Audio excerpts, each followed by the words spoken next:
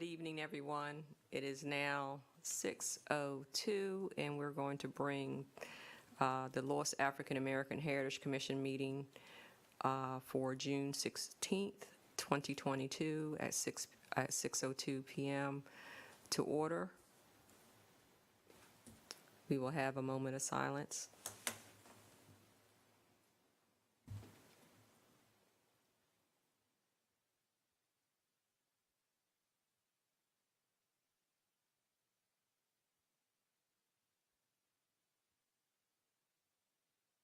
Thank you. On our agenda, we have announcements, and we have Reverend McCafferty, who is excused this evening, and we have Reverend Edwards, who is excused this evening. By way of announcements, we have our Juneteenth, June 18th for the Georgetown celebration will be on June 18th, and their parade starts at 9. Lineup is at 9:30. The parade starts at 10 o'clock from the Circle to the Richard Allen building, and that will be immediately after the parade and most of the day. We also have our Juneteenth celebration for June 25th here in Lewes from 1 to 6 p.m. and we're looking for a beautiful day and a beautiful celebration. And we also have an announcement by way of the Chantels will be here on June 18th, and I will give way to Miss Rachel to talk a little bit about that. Okay, we are so excited to see the Chantels. And I don't know if I mentioned this before, but one of the Chantels lives right outside Lewes. And she sings in a number of choirs and choral groups. She's just amazing. And she and Joe Lawson, who is part of the Southern Delaware Alliance for Racial Justice, were on Delmarva Life. They interviewed both of them. And then this week they were on WRDE. So it's really exciting. We've sold every ticket, which is really nice. So anyway, it's a Cape High School, and we're thrilled. And thank you, Bill Collick, for all you've done to help make this event happen. My pleasure. And I don't have any other announcements. Are there any? Did anyone? Oh, we do have a 4th of July celebration coming up also for the community for Trinity Faith Christian Center on Saturday, July 2nd, beginning at 12 noon.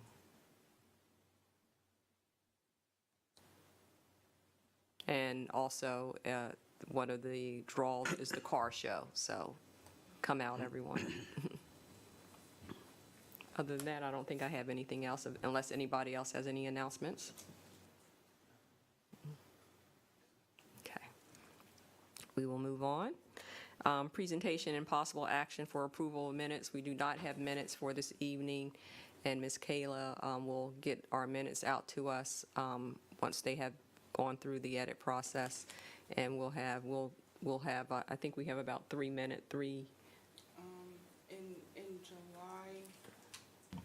In July, I'll have all 4 for this evening, plus the March, April, June. Although, yeah, all of those. There's 3. Okay. That will be presented in July. And if anybody needs to go back and look at what happened in those months, it is on our YouTube channel for the city. Historic marker update. Do we have anything for that? No, I have not heard one word, and that's pretty much what they said. That probably we wouldn't hear anything till July or midsummer, but we'll see. Okay. Volunteer research and oral histories updates and possible action. We Lewes Historical Society Mr. Marco Salaveria and myself have been doing some oral histories interviews, and the last person that we interviewed was recently, which was Miss Angela Ward Mumford.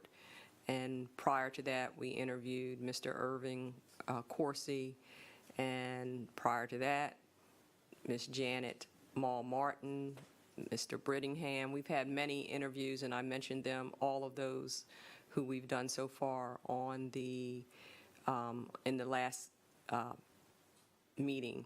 We're also looking forward to interviewing Miss Kitty Perry and Miss Elizabeth Stewart. So we have quite a few more interviews to go. So Ball. yeah, Elizabeth Ball. Thank you for that correction. Including those who are, sitting around this table. We will be touching base with Ms. D and Bishop and his wife, and they choose to interview with us, and all of the other people who we are be calling for the interviews about the Black history of Lewes and more. So Lewes, Belltown, we've had people talk about some of the Rehoboth activities, and so it's been very rewarding to be a part of that project.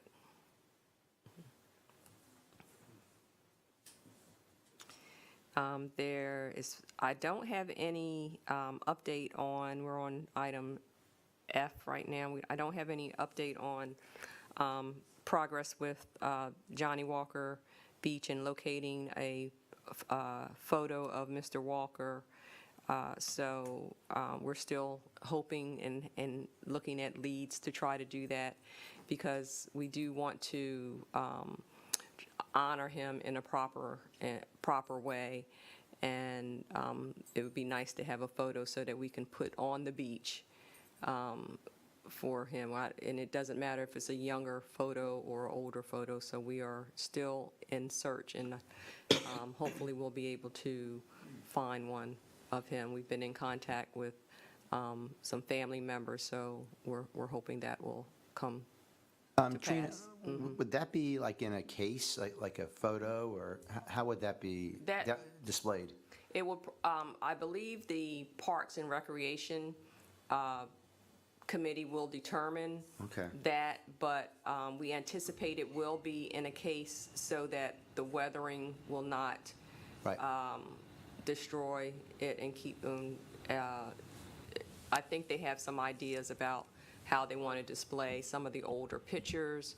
There may be, sometimes you can stamp out a metal picture of a person. Right. So that may be a consideration as well, along with some historical pictures.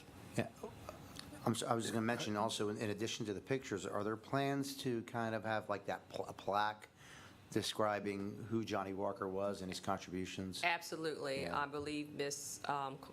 Kay Carnahan will be doing all of that, and really an official dedication as well. But we wanted to try to bring all that together in order to, but we did not want to delay the naming of the beach. Right. But we want to have a wonderful celebration for that. Carl, Trina, Carl, great point you have. I've seen them engraved in the metal, and certainly it takes the weather, and certainly with inscriptions of what he did and whatever underneath the pictures. So be interesting how they decide to do it. I have a question.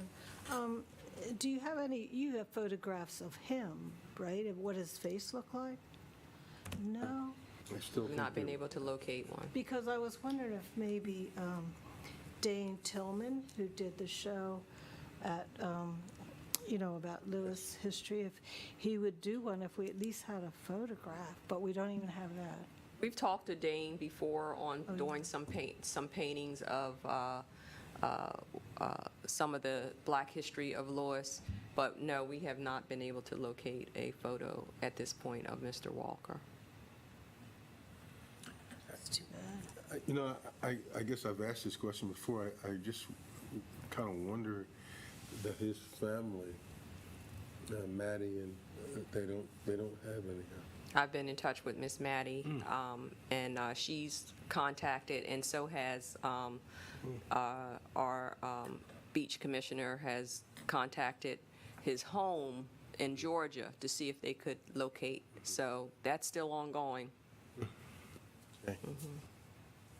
And we know he was affiliated with, I'm not sure if it was the Masons. Yeah, the or Masons. the That's what I'm Masons, gonna so try we've been in touch with them as well, and Wow, good. he's, I believe, sat on some boards or had some affiliation when Sussex Trust was in existence, so we're still on the search. You know, I was thinking the only other thing, he went to Mount Zion AME Church in Ellendale. I wonder if they have any pictures, you know, where they had days and had Booklet. the booklets or something. That's a good That would lead. be a good, because he was very, very active in his church, very. Mount Zion in Ellendale. Yes, Reverend Ayers. You know, they might have some old Oh, booklets, okay. you know, how they used to do Okay. the Sure. different things. Yeah, because a lot of the pictures that I acquired came out of some of the old books for Right. St. I just- George that and just came St. to me. Paul, and Yeah, Is that where Janelle Starling is? I'm sorry. Is Janelle Starling the pastor No, there? she's a United Methodist pastor, oh, and she's in that's right. Clarksville. Okay. okay, well, thank you for that lead, Miss D. The one thing I also wanted to say about the beaches is that the Lewes line is, that's the stop, one of the stops at the beach. Khalil, could you talk a little bit about the Lewes line being Sure. the stops? Yeah, the Lewes line, was launched on May 23rd. It currently starts for now at the ferry, and it goes to Johnnie Walker Beach, Savannah Beach, Otis Smith Park, as well as down 2nd Street and Market Street, and then does kind of a circle around, and then ends up right near the IGA, Lloyd's, and then heads around. But starting in July, Cape and Lopin High School will be kind of the main central point where people can park, and that's really designed. We couldn't do anything at Cape and Lopin because there's too many events going on in June, but that will really be designed for people who are coming from out of town or across from Route 1 who don't want to try to find a parking spot and can park there and then go down. Then we'll go down to the ferry and then through the same loop. Thus far, it's been pretty well received. I mean, it's a pilot program, and it's designed to see, and we may tweak the route this summer depending on need, but so far so good in that public transportation is always hard. It's hard to get people out of their cars and onto public transportation. I always call it it's an acquired taste. It takes a while to do it, but once people get in the habit of doing it, it can save a lot of aggravation and be more efficient. So I don't have any numbers right now as to ridership, but I know it's been up and down. But again, we have to do a lot more in terms of awareness, people being aware of it and knowing that it's available. But look, we were fortunate enough to get enough bus drivers for the summer, and that was a challenge. As you may all know, we didn't initially have enough lifeguards for Johnnie Walker or Savannah Beach. Fortunately, when that was announced, some people came forward and were helpful in securing enough lifeguards. So a lot of this is just public awareness and keeping that going. I have a question. Sure. I mean, I think one way to really push it or up it is to stop at sites where a lot of people go.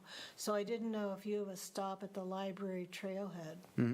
Yes. Oh, you do? Yeah, they are. I mean, it's kind of like a work in progress, but yes, they have stopped there. It depends on the day, and sometimes on Saturdays I don't think they're stopping there because I think there's just more traffic going towards the beach and that's where people are going, or downtown. Yes, Kayla? So I rode the bus, and it does go, so it leaves the ferry, goes to the beaches, goes up, it does go to Lloyd's, then it goes to the library.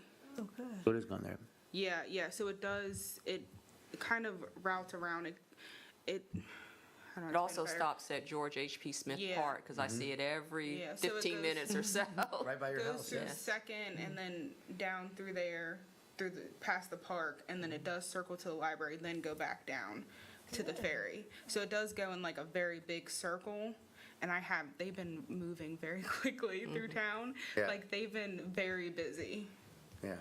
So I think it's gotten off to as good a start as we could have expected, but we may, sometimes if the route's too big, it takes, we don't want people at the high school or at the ferry or anywhere waiting too long either. Right. So we've got to kind of tighten up the route a little bit, because the plan at least is to have, I think, 2 buses going at a time.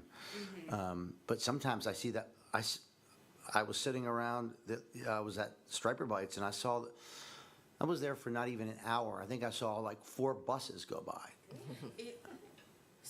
It depends on what day it is for how many buses are going. So I don't know if it's just during the week that there may only be 2, and then during the weekend that the amount increases as of Yeah. right now. But I'm pretty sure there's at least 2 buses going during the week Yeah. as a trial. It's definitely a minimum of 2. I Yeah, know during that. the week.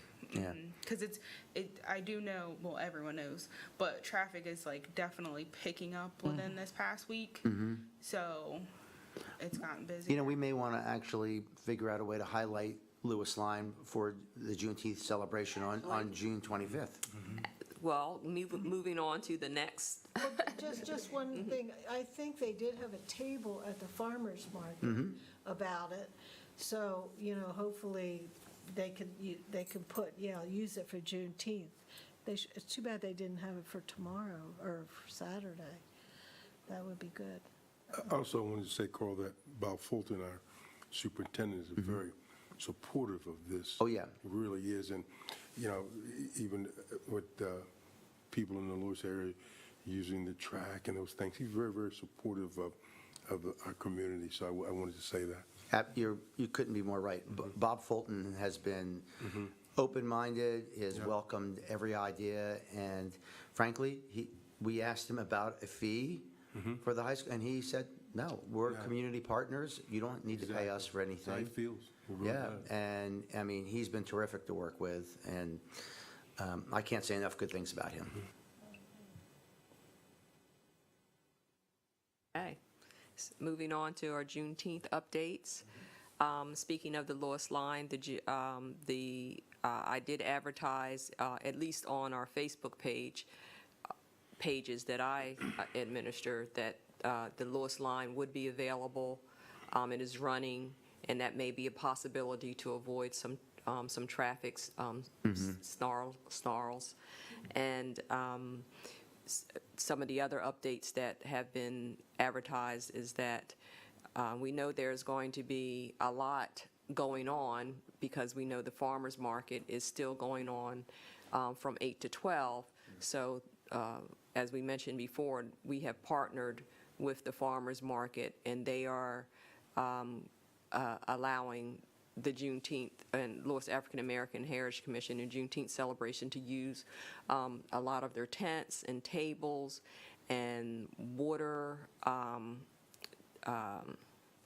the water setup that they have, along with the city giving us water. We're going to have parking behind the school, and it's about, 5 acres behind the school that we'll be allowed to utilize, because we know there's going to be limited parking on the street on DuPont Avenue that day. So that has all been worked out with the city, and we have the police coverage for security purposes, and, we can never ask for enough volunteers, so I'd rather have more than less volunteers for that day. And everything's been worked out with the school, and we're going to have quite a few vendors, probably 60-plus vendors. Wow. And organizations, and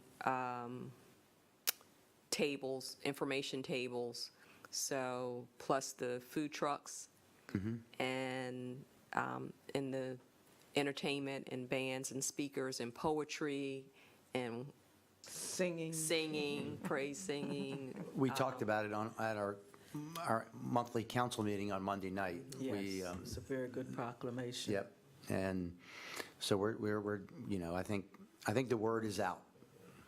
And like- so we're just trying to, allow people to be able to also enjoy, Bishop and myself, we have worked with the Public Arts Commission, and everybody on the commission actually has had some input on that, with the absentee monuments being one of the focal points of the park as well.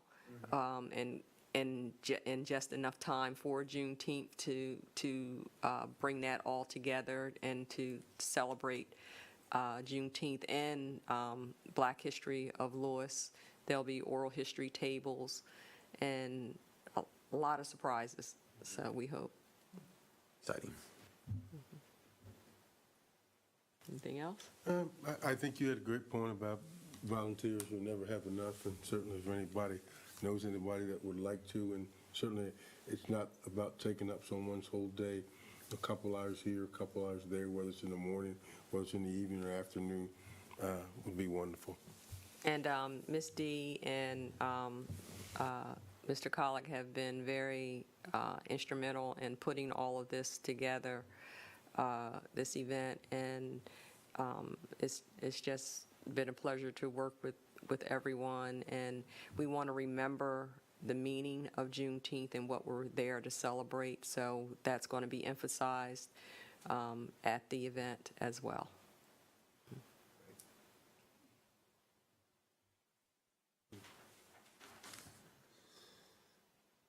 I don't have anything else on that at this point.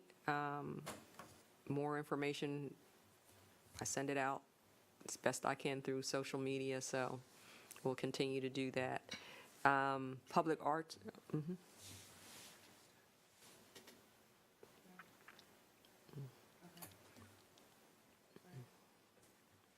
Security. So, our public arts update, I just mentioned about the Juneteenth, at Juneteenth, we'll have the absentee in the spheres as one of the focal points.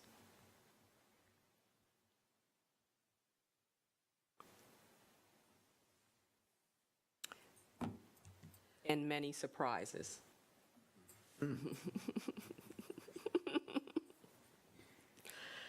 And I don't know if we have any public comment or anybody online, or,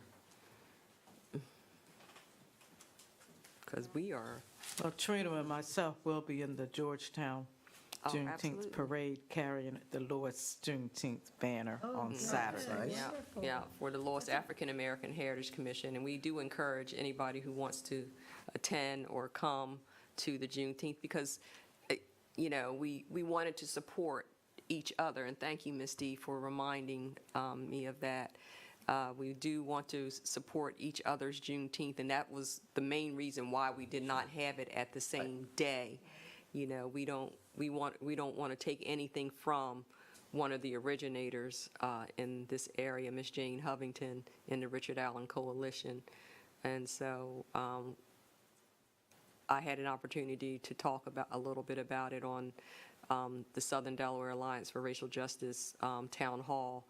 They did a Juneteenth celebration town hall. So on behalf of, the commission and Reverend Edwards, and as the chair, I was able to talk to Miss Jane Hovington on the town hall, and another organizer of the Wilmington Juneteenth celebration, and their celebration is almost all month, so they've grown to a point where they have and we are able to probably consider partnering during the next and visit the Wilmington one as well, and they visit ours. We have Miss Juneteenth, who is from the Middletown area, who takes part of the Delaware Juneteenth celebration. So we were fortunate to be able to get her to come and give a little speech as well. So, and that's all I have. I think Diaz sent out a email about something in Rehoboth on Oh, that was Monday. Thank you for that reminder as well. Rehoboth, West Side New Beginnings, I believe it is, they are having a unveiling of their mural that was painted. And so they will be having that on Monday,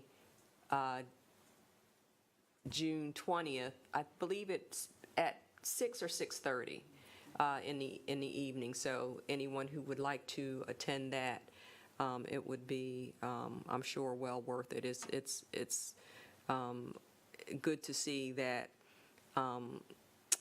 African Americans and Black history is not being forgotten, and the timing for that is perfect for a Juneteenth weekend celebration. Also have a new mural in Cambridge too now, so they have 3 over there now. A new mural in Cambridge. So anybody who would love to visit that For the mural, women, yeah. the powerful women, yeah. I'll be over that way this weekend, so I'm gonna check it out. Yeah. Nice. So, and I think the opportunity is always there for here in Lewes to continue to do things of that nature, and culturally, sensitive to our history.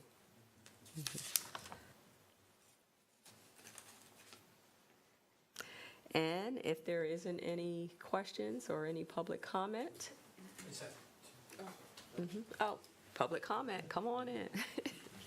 Just two quick ones. Thank you for your time. Aaron Mushrush with the Cape Gazette.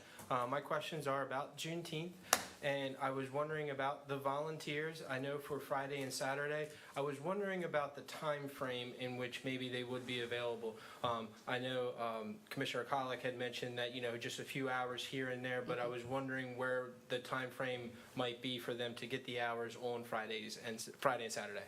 Absolutely. On Friday, we will be in the park setting up with the stage and all of that, the trash cans, and as early as 9:30 in the morning, and then until it's done.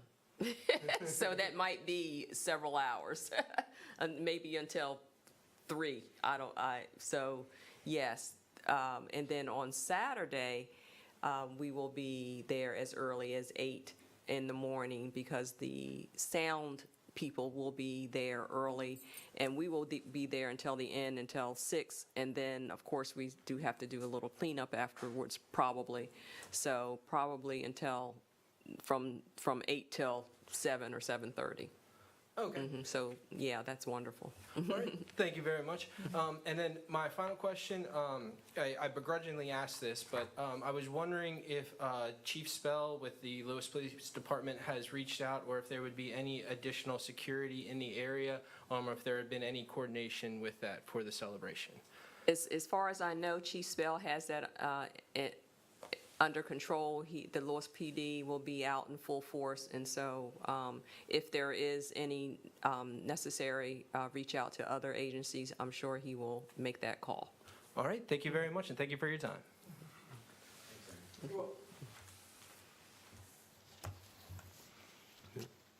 And if there's nothing else, we will call our meeting adjourned. It is 6:33. That was a nice Amen, meeting. right? Yeah. All done, you're clear. All right.